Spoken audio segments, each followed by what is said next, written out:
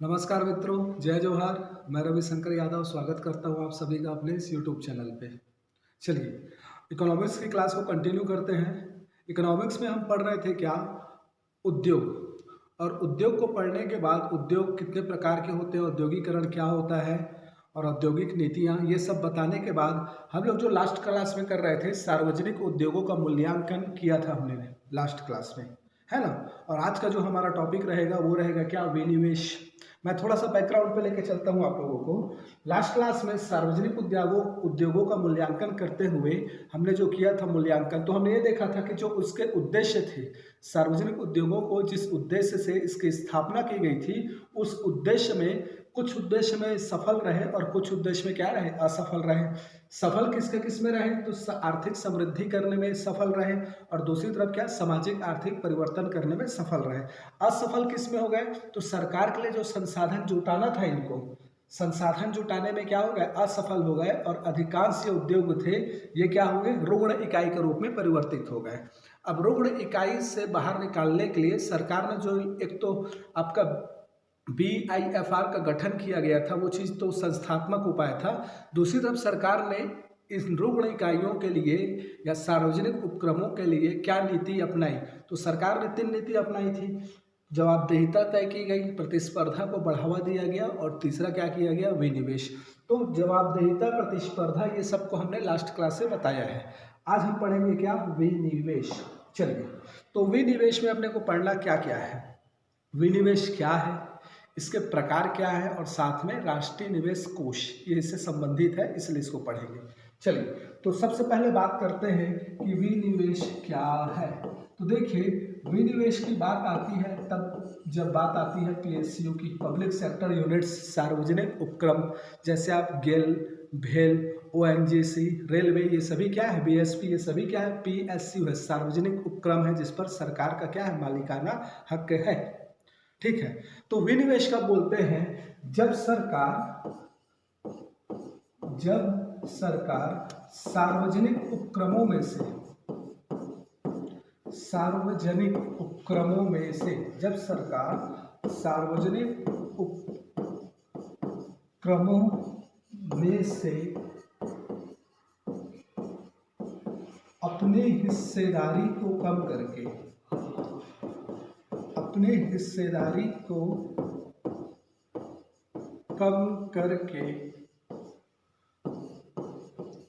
उसे निजी क्षेत्रों को बेचती है,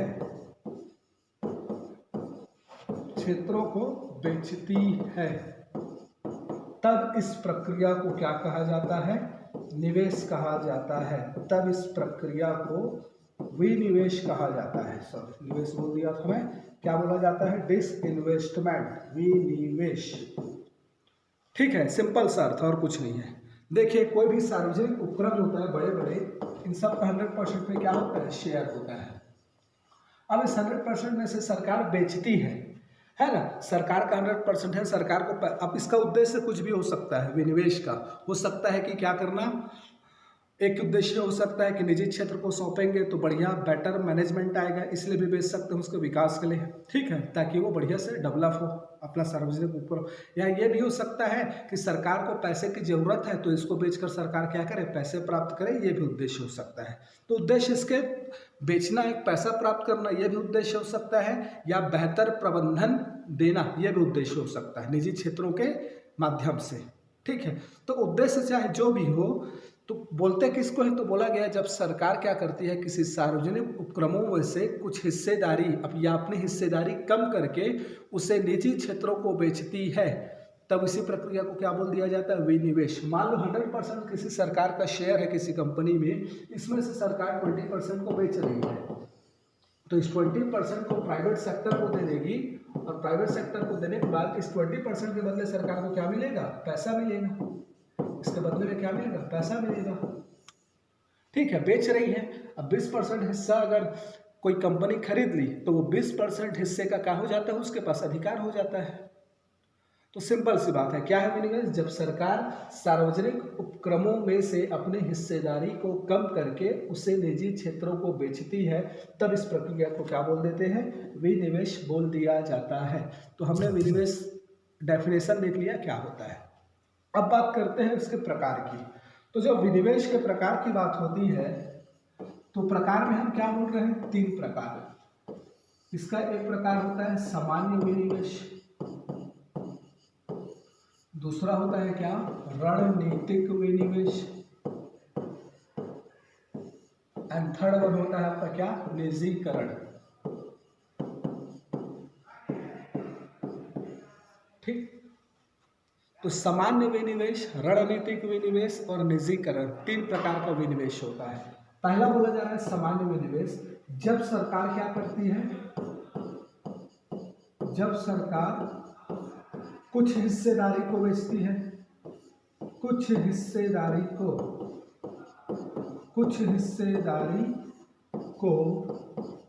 हो सकता है ये 10% हो, 20% हो, 30% हो, कुछ भी हो सकता है। ठीक है, जब सरकार कुछ हिस्सेदारी को निजी क्षेत्रों को बेचती है, निजी क्षेत्रों को बेचती है, तो इस प्रक्रिया में क्या होता है? बेचती है, तब उसे सामान्य विनिवेश कहा जाता है। और उद्योग का जो मालिकाना हक है ये सरकार के पास बना रहता है। मालिकाना हक सरकार के पास बना रहता है, मतलब सरकार का ही वो उद्योग रहता है, सरकार के पास बना रहता है। ठीक है जी, तो याद रखिएगा सामान्य विनिवेश क्या है? जब सरकार ने क्या किया, अपना 100% का जो कोई उद्योग है, उस उद्योग का 100% जो शेयर है सरकार का, उसमें से 10% बोले कि चलो मैं बेचता हूँ, टाटा को बेच दी या अंबानी को बेच दी, जियो कंपनी को बेच दी, 10% बेच दी, तो क्या होगा? 10% का शेयर का मालिकाना हक उसके पास चले जाएगा, लेकिन ऑल ओवर कंपनी का मतलब मालिकाना हक पूरा नहीं जाएगा, हिस्सेदारी सुनिश्चित हो जाएगी। जियो कंपनी ने खरीदा तो 10% हिस्सेदारी उसकी हो जाएगी उस कंपनी में, मालिकाना हक सरकार का बना रहेगा। अब लाभ होगा जितना तो उसका 10% वो जियो कंपनी को दे देगी, हानि होगा तो 10% उससे मांगेगी, ऐसा टाइप सा ये रहेगा। ठीक है, मीन्स क्या? जब कुछ हिस्सेदारी को बेच देती है या निजी क्षेत्रों को सौंप देती है तो उसको क्या बोला जाता है? सामान्य विनिवेश। ठीक, याद रखिएगा। रणनीतिक मोस्ट इंपॉर्टेंट चीज है। रणनीतिक क्या होता है? इसमें याद रखिएगा बोला जा रहा है जब सरकार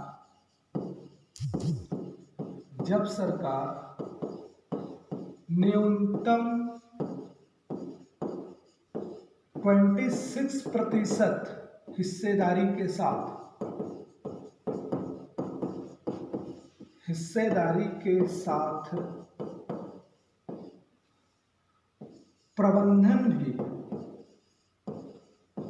प्रबंधन का दायित्व भी या प्रबंधन की जिम्मेदारी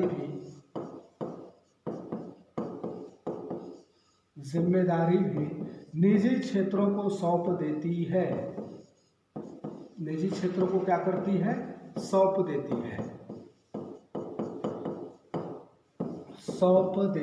है। जबकि मालिकाना हक सरकार का बना रहता है।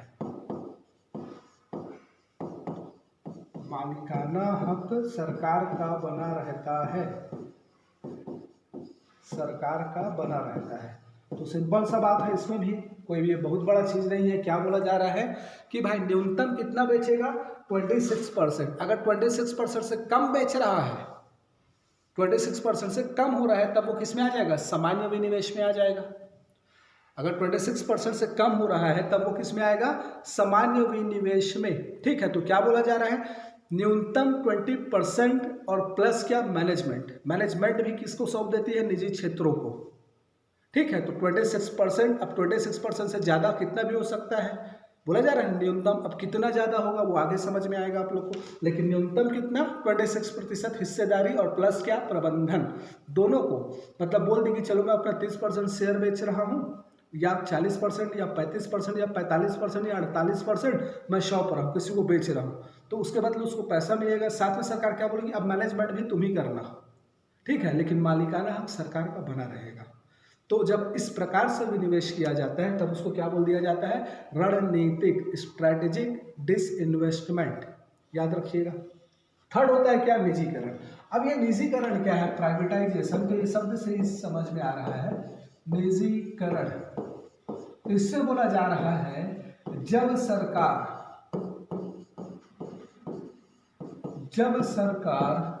न्यूनतम 51% हिस्सेदारी, अब ये आ रहा है क्या, 51%। तो जब सरकार न्यूनतम 51% हिस्सेदारी निजी क्षेत्रों को बेच देती है, जब सरकार न्यूनतम 51% हिस्सेदारी निजी क्षेत्रों को बेच देती है,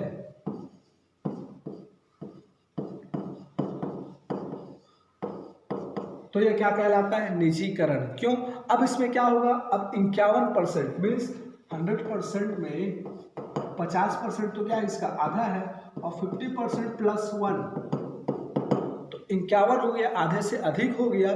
तो अब क्या होगा, ये जो मालिकाना हक है वो निजी क्षेत्रों के पास चला जाएगा, इसीलिए इसको बोला जाता है प्राइवेटाइजेशन या निजीकरण। ठीक है, तो जब सरकार क्या करती है, इसके तहत निजीकरण कब होगा, जब सरकार न्यूनतम 51% हिस्सेदारी बेच दे और बोले कि 49 मेरा, अब 51 से ज़्यादा कितना भी बेच सकती है। तो जब सरकार ऐसा करती है तो ये क्या कहलाता है, निजीकरण कहलाता है। तो किसी भी उद्योग की बात करो, 51% हिस्सेदारी जिसके पास है उस मालिकाना हक उसके पास रहता है। ठीक है, तो यदि सरकार किसी सार्वजनिक उपक्रमों में से कितना, न्यूनतम 51% हिस्सेदारी बेच देती है, तब उसको क्या बोला जाता है, निजीकरण बोला जाता है। और अब जो मालिकाना हक होता है, मालिकाना हक ये किसका हो जाता है, निजी क्षेत्र का हो जाता है, जिस क्षेत्र को बेचा जा रहा है।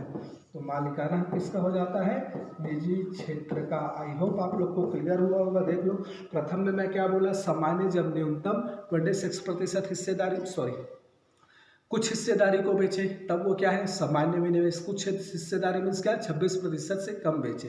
ठीक है, उसके बाद क्या बोला जा रहा है, 26% साथ में क्या, प्रबंधन की क्षमता, प्रबंधन की जिम्मेदारी भी किसको सौंप दे, निजी क्षेत्र को सौंप दे। तो न्यूनतम 26% के साथ प्रबंधन की जिम्मेदारी निजी क्षेत्रों को सौंप देती है, तब वो क्या कहलाता है, रणनीतिक विनिवेश। इन दोनों में मालिकाना हक सरकार का बना रहता है, लेकिन निजी क्षेत्रों में क्या बोल रहा हूँ, जब न्यूनतम 51% हिस्सेदारी सरकार किसी निजी क्षेत्र को सौंप देती है, और जब 51% हिस्सेदारी सौंपती है तो मालिकाना हक भी किसका हो जाता है, निजी क्षेत्र का हो जाता है। इसीलिए इस प्रक्रिया को निजीकरण कहा जाता है। आई होप क्लियर हो रहा होगा। चलिए, तो मैंने आप लोग को क्या बता दिया, विनिवेश क्या है और विनिवेश के प्रकार। अब इसमें थोड़ा सा एक बात आता है क्या, राष्ट्रीय विनिवेश कोष। याद रखिएगा, जब सरकार ने 1991 के बाद जब से हमारे देश में एलपीजी वगैरह लाया गया, उसके बाद से सरकार ने इस औद्योगिक उद्योगों को लेकर जो नीतियां अपनाई, जिसमें एक था क्या, विनिवेश करना। तो कंटिन्यू विनिवेश किया जा रहा है, आज तक किया जा रहा है और कंटिन्यू होता भी रहेगा। तो इस विनिवेश की प्रक्रिया के परिणाम स्वरूप जो राशि मिल रहा था, सरकार क्या कर रही है, अपनी हिस्सेदारी बेच रही है। तो भाई हिस्सेदारी बेच रही है तो उसके बदले में सरकार को क्या मिल रहा है, पैसा मिल रहा है।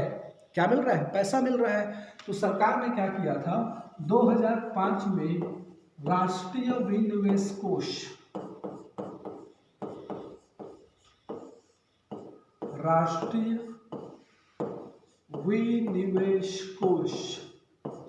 की स्थापना की। राष्ट्रीय विनिवेश कोष, नेशनल इन्वेस्टमेंट फंड, याद रखिएगा ना, मैं विनिवेश लिखा हूं ना इसको, ये क्या है आपका, राष्ट्रीय निवेश कोष। यहाँ पर ये विनिवेश नहीं है।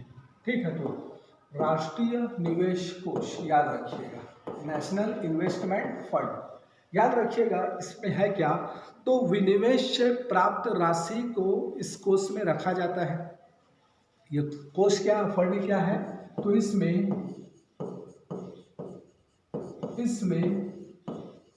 विनिवेश से प्राप्त राशि को रखा जाता है। ठीक है जी, विनिवेश से प्राप्त राशि को रखा जाता है, जिसका, अब अब जितना भी इसमें राशि आ रहा है, मतलब सरकार जितना भी डिसइन्वेस्टमेंट कर रही है, उससे जो भी राशि प्राप्त हो रही है, सरकार को पैसा प्राप्त हो रहा है, उस राशि को सरकार कहाँ रखती है? इसी में रखती है, NIF है, नेशनल इन्वेस्टमेंट फंड में रखती है, जिसकी स्थापना कब हुई है? 2005 में। इंपॉर्टेंट है, याद रखिएगा, ठीक है।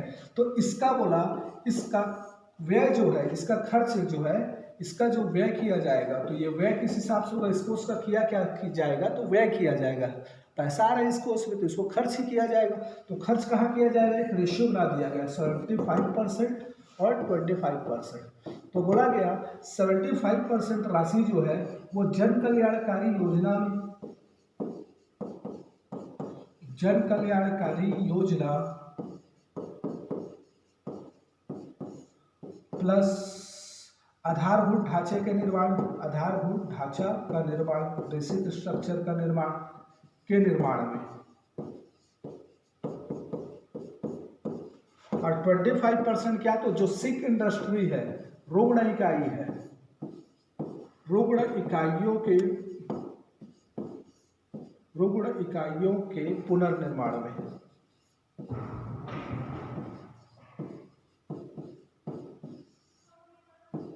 रुग्ण इकाइयों के पुनर्निर्माण में 25% को क्या किया जाएगा? खर्च किया जाएगा। तो याद रखिएगा, रुग्ण इकाई का पुनर्निर्माण, इसको ये इकाइयों है ना, बाय मिस्टेक अब लिखा गया, छोड़ो उसको। तो मैं क्या बोला? राष्ट्रीय विनिवेश कोष, ये क्या है? तो इसकी स्थापना 2005 में की गई है। इसमें क्या किया जाता है? तो विनिवेश से प्राप्त राशि को इसी कोष में रखा जाता है, जिसका 75% जन कल्याणकारी कार्यों और आधारभूत ढांचों के निर्माण, आधारभूत ढांचा इन द सेंस क्या भाई? सामाजिक और भौतिक। भौतिक में क्या? रेलवे, सड़क, बंदरगाह, एयरपोर्ट इत्यादि आते हैं, डैम वगैरह, ये सब भौतिक आधारभूत ढांचा हो गया। सामाजिक, स्कूल, कॉलेज, अस्पताल, ये सब सामाजिक आधारभूत ढांचा। आधारभूत ढांचा क्या? जो उत्पादन और पुनरुत्पादन की प्रक्रिया में क्या करते हैं? सहायता देते हैं, सेवा प्रदान करते हैं, उन्हें बोला जाता है क्या? आधारभूत ढांचा। तो 75% आधारभूत ढांचे में खर्च किया जाएगा, प्लस समाज जन कल्याणकारी नीतियों में। और बोला गया, प्रावधान किया गया कि 25% जो रुग्ण इकाइयाँ हैं, है ना, रुग्ण इकाई मीन्स क्या? जिनकी वजह से क्या हुआ है, मतलब जो उद्योग क्या हो रहा है, घाटे की व्यवस्था में चल रहे हैं, जिनका नुकसान हो रहा है, उनके पुनर्निर्माण में, पुनरुत्थान में क्या किया जाएगा? 25% खर्च किया जाएगा। तो यह है आपका क्या? National disinvestment, national investment fund. और ये मैं आपको क्या समझा दिया? विनिवेश होता क्या है। तो याद रखिएगा, विनिवेश है ना, इसको मैंने भी चेक कर रहा था तो यहाँ नाम लिख दिया था, ठीक है। तो विनिवेश क्या होता है, इसका प्रकार क्या है, और राष्ट्र में क्या? राष्ट्रीय निवेश कोष। ये आपका विनिवेश का टॉपिक कंप्लीट होता है।